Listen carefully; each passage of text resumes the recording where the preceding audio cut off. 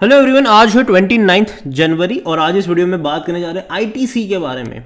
देखिए, आज इनके Q3 के नंबर्स भी आए हैं और पिछले कुछ टाइम से अगर आप देखो तो लगातार ये एक ही रेंज के आसपास भटक रहा है।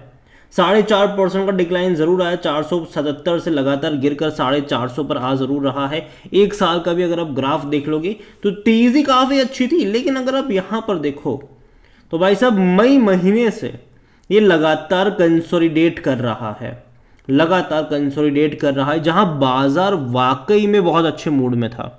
अगर आप पिछले 10 महीने देखो बाजार के, 9 महीने देखो बाजार के, तो वो बहुत शानदार थे। काफ़ी अच्छी तेजी आई, डबल पैसा बना है काफ़ी लोगों का कई सारी कंपनियों में। लेकिन यहाँ पर परफॉर्मेंस वाइज अगर आप देख रहे हो, मई महीने से लेकर अब तक का परफॉर्मेंस देख रहे हो, तो वापस वैसा ही है जैसा पहले था।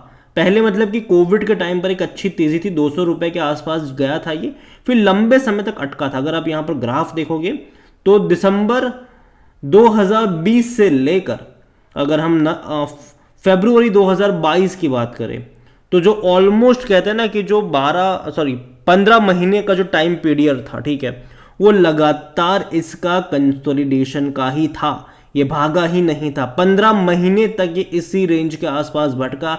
काफी लोगों ने इसको मार्केट का जोकर भी कहा था, स्टॉक मार्केट का जोकर तक इसको कहा जा रहा था। और उसके बाद एकदम से पहिया पलटा और 2022 मार्च से लेकर अगर आप नजर करो 2023 जुलाई तक शानदार तेजी दिखाई इसने, शानदार तेजी। लेकिन उसके बाद अगर आप देखो तो वापस वही वाला खेल शुरू हो चुका है जो पहले हुआ था और पिछले 9 महीने से ये चल रहा है। 9 महीने से कंसोलिडेट ये हो रहा है और बात करेंगे उसके बारे में भी, जो नंबर्स आए वो भी डिस्कस करेंगे। तो सबसे पहले चलते हैं इस कंपनी के रिजल्ट्स की तरफ। तो यहाँ पर देखो नंबर तो अच्छे हैं, बुरे नहीं हैं। मार्जिन में भी काफ़ी अच्छा इंप्रूवमेंट आया है पिछले क्वार्टर, पिछले साल के मुकाबले अगर आप देखोगे तो। इनकम जो हुई है इनके इस बार वो 18,788 करोड़ के आसपास की हुई, जो कि काफ़ी अच्छी इनकम है, क्योंकि इससे पहले के क्वार्टर में 18,135 करोड़ की इनकम थी और पिछले साल इसी क्वार्टर में 18,600 करोड़ की इनकम थी। तो पिछले साल के मुकाबले कोई उतना बड़ा ग्रोथ नहीं है, पिछले क्वार्टर के मुकाबले थोड़ा सा ग्रोथ जरूर आया, लेकिन अच्छी बात यह है कि प्रॉफिट में बहुत अच्छा ग्रोथ देखने को मिला है। 5,572 करोड़ का मुनाफा कमाया है, जो पिछले साल इसी क्वार्टर में 5,000 करोड़ से भी कम था। मतलब इनकम के मुकाबले प्रॉफिट में अच्छा ग्रोथ है, मतलब मार्जिन बेहतर हुए हैं इनके। और जहां तक पिछले क्वार्टर की बात करें तो तकरीबन 5,030 करोड़ के आसपास की इनका प्रॉफिट था। तो कहा जा सकता है कि पिछले साल से कंपेयर करो या फिर पिछले क्वार्टर से कंपेयर करो, इस बार का प्रॉफिट इनका वाकई में अच्छा खासा देखने को मिल रहा ज़रूर है। अच्छा प्रॉफिट मैं कहूँगा कि यहाँ पर देखने को मिला है। और जहाँ तक बात करें डिविडेंड को लेकर भी, तो भाई साहब डिविडेंड भी इन्होंने अनाउंस करा है इस बार। अगर आईटीसी में अगर आप देखोगे तो इस बार तकरीबन 6 रुपये 25 पैसे का जो डिविडेंड है वो इस कंपनी ने अनाउंस करा है। और देखो जनरली वो इतना ही पे करते हैं, तकरीबन 6-7 रुपये का डिविडेंड होता है साल का, मिलाकर 2 बार पे करते हैं साल में। तो दूसरी बार भी साल के एंड में डिविडेंड आपको जरूर मिलेगा, तो 2 बार यहाँ पर डिविडेंड पे करते हैं ये। और जहाँ तक बात करी जाए इनके बिजनेसेस की, तो देखिए आईटीसी के अंदर कई सारा बिजनेस है। एफएमसीजी का बिजनेस है, सिगरेट का बिजनेस है, होटल का बिजनेस है, एग्री का बिजनेस है, पेपर बोर्ड, स्पेशलिटी पैकेजिंग, इन सब का बिजनेस यहाँ पर शामिल है। सब कुछ अभी एक ही के अंडर में है। आईटी का भी बिजनेस है, लेकिन आने वाले टाइम में पॉसिबिलिटीज़ है कि भैया आने वाले टाइम में जो इनके बिजनेस है वो अलग अलग होंगे, ज़रूर डीमर्ज होंगे ये सारे बिजनेसेस, और शुरुआत शायद होटल से भी हो सकती है। और इस बार का जो सबसे बेहतर मुझे लगा बिजनेस वो इनका होटल का रहा। देखिए होटल का जो सेगमेंट है उसने best ever quarterly numbers report करे हैं इस बार। अगर आप देखोगे तो भाई साहब 57% ईयर ऑन ईयर बेस पे ग्रोथ यहाँ पर कह सकते हैं देखने को मिला है। एबिटा भी देखो तो काफ़ी अच्छा यहाँ पर देखने को मिल रहा है, 36% का राइज यहाँ पर देखने को मिला है। और जो डिमांड है वो भी डेफिनेटली बढ़ी है इन दौरानों में, क्योंकि आने वाले टाइम में अगर आप देखोगे तो जो टूरिस्ट डेस्टिनेशन है वो काफ़ी ज़्यादा बढ़ने वाले हैं इंडिया में, और कई सारी कंपनीज है उनको फ़ायदा होगा। एग्री बिजनेस भी है जो भी मैं अच्छा मानता हूँ, पेपर बोर्ड का बिजनेस भी इनका अच्छा है, लेकिन जो 2 मेन बिजनेसेस है जहाँ से सबसे ज़्यादा इनका रेवेन्यू आता है वो सिगरेट का है और एफएमसीजी का है। और दोनों में ही मैं मानता हूँ कि इंक्रीज़ यहाँ पर देखने को मिला है। उम्मीद करते हैं कि चीज़ें और बेहतर हो यहाँ पर इन कंपनियों के लिए। और जहाँ तक वॉल्यूम्स की बात की तो अच्छी खासी क्वांटिटी में ट्रेडिंग भी हो रही है। 1,80,00,000 के आसपास ही यहाँ पर शेयर ट्रेड होते नजर आए। इतना ही नहीं, आईटीसी को लेकर अगर बात करी जाए तो according to Money Control user 80% लोग कह रहे खरीदारी करो और 17% लोग कह रहे बेचो और भाग जाओ।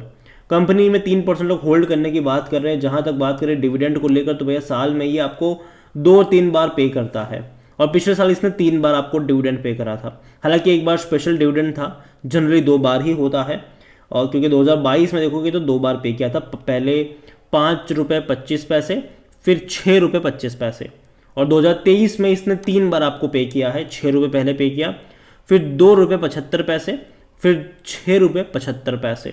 इस बार पहला इन्होंने पे मतलब अनाउंस करा है ₹6.25 का, दोबारा से भी पे करेंगे मई महीने के आसपास, दोबारा आपको डिविडेंड जरूर मिलेगा और शायद तब थोड़ा सा और ज़्यादा बड़ा मिल सकता है डिविडेंड, हो सकता है कि ₹7.5 के आसपास भी मिले, लेकिन हाँ डिविडेंड पे कर रहा है ये, और नंबर्स भी अच्छे हैं मेरे हिसाब से। जहाँ तक वैल्यूएशन की बात करी जाए तो 28 का पी है, अभी भी उतना महंगा नहीं कह सकते सेक्टर पी 51 के मुकाबले, अभी भी उतना महंगा नहीं है, और यही वजह कि 92% एनालिस्ट कहते हैं खरीदारी करो। लेकिन अगेन मैं कह दूं कि जैसे हमने देखा था 2020 से लेकर 2022 का होराइजन कि भैया 15-16 महीने तक ये कंसोलिडेट करा था, लोगों का पेशेंस निकल गया था उस टाइम पर इसको, ठीक है। तो इस बार भी वही हो रहा है, पिछले 8 महीने से कंसोलिडेट कर रहा है।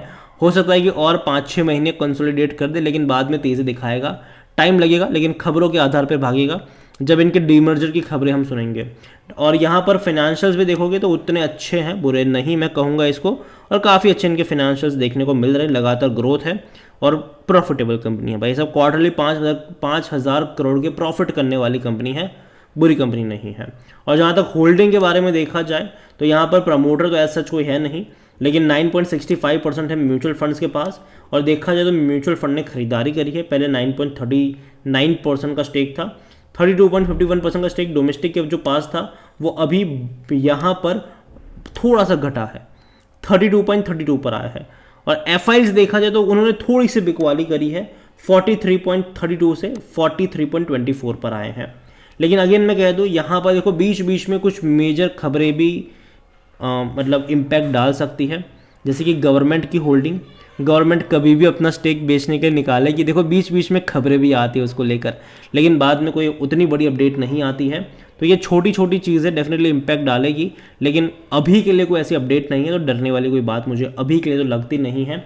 और कंपनी मुझे अच्छी लगती है, खास करके इनका जो FMCG का जो बिज़नेस है और इनका जो होटल बिज़नेस है, ये 2 बिज़नेस मुझे इनके अच्छे लगते हैं और जहाँ पर आपकी नज़र होनी चाहिए। इनकी जो असली वैल्यू अनलॉक अभी भी आने वाले टाइम में जब बिजनेसेस डीमर्ज होंगे, अलग अलग होंगे, तब और बड़े पैमाने पर आपको इनकी वैल्यू जो है वो अनलॉक होती नज़र आएगी, तो तब भी आप इसके ऊपर नज़र रख सकते हैं। अभी के लिए मैं इतना ही कहूँगा, खरीदारी करिए, बने रहिए, लेकिन हाँ ये टाइम लेगा। पहले अगर आप देखोगे तो इसने 15 महीने का टाइम लिया था, ठीक है, 14-15 महीने का टाइम लिया था। इस बार अगर हम देख रहे हैं तो ऑलरेडी ये कह सकते हैं कि 6-7 महीने का टाइम ले चुका है। हो सकता है कि आगे और टाइम ले, लेकिन कंसोलिडेट करेगा ये। और जहाँ तक बाइंग लेवल मुझे लगता है कि 400 से 420 रुपये का जो रेंज है वहाँ पर आपकी नज़र होनी चाहिए। तेज़ी आएगी तो थोड़ा बहुत डिक्लाइन बीच बीच में दिखाता रहेगा। और देखो बजट के टाइम पर जब अनाउंसमेंट्स होती है टैक्सेशन को लेकर कि भाई साहब सिगरेट वगैरह में टैक्स लगने वाला है ज़्यादा, तो वो एक नेगेटिव इम्पैक्ट डालता है। तो अभी तो देखो बजट जब तक आता नहीं तब तक तो बैठे रहो, यहाँ पर ज़्यादा यहाँ पर जाने की ज़रूरत नहीं है। लेकिन हाँ 400 से 420 का जो रेंज है वहाँ पर आपकी नज़र होनी चाहिए, बाकी मर्जी आपकी है। अगेन कोई बाई या सेल रिकमेंडेशन नहीं है, लॉन्ग टर्म की मैं यहाँ पर बात करूँगा। और लॉन्ग टर्म के लिहाज से जब इनके बिजनेस जब डीमर्ज होते नजर आएंगे तब और बड़े पैमाने पर आपको इनकी वैल्यू अनलॉक होती नजर आएगी। लेकिन हाँ बहुत लंबा टाइम लगेगा, क्योंकि लंबे समय से डीमर्जर की बात चल रही है, लेकिन अभी तक हुआ नहीं है। वीडियो को यहीं पे एंड करता हूँ, पसंद आया हो तो लाइक करें, शेयर करें, चैनल वगैरह पहली बार हैं तो प्लीज़ सब्सक्राइब करें। और ITC लिमिटेड के बारे में आप क्या सोचते हैं वो भी आप मुझे कमेंट में लिख के बता सकते हैं। Thank you.